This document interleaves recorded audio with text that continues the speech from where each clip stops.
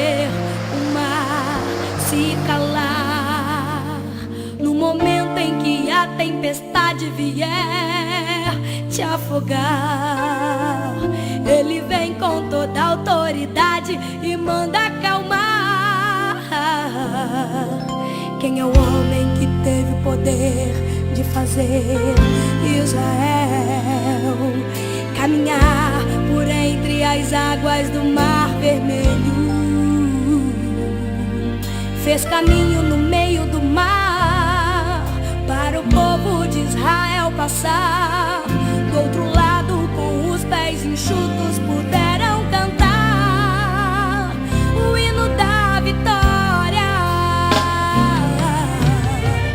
Quando estiver frente ao mar e não puder atravessar, chame este homem com fé, só ele abre o mar.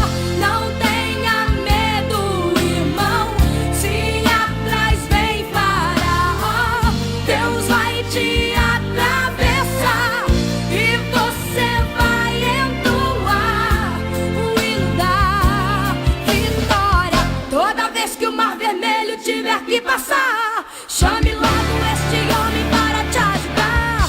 É nas horas mais difíceis que ele mais te vê. Pode chamar este homem que ele tem poder. Se passares pelo fogo não vai te queimar, se nas águas tu passares não vão te afogar. Faça como Israel que o mar atravessou, e no nome do Senhor o hino de vitória do outro lado cantou. E não puder atravessar, chame este homem com fé, só ele abre o mar.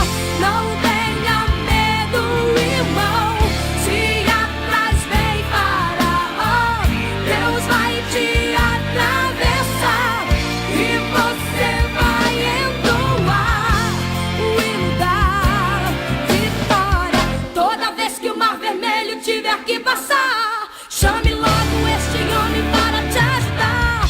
É nas horas mais difíceis que ele mais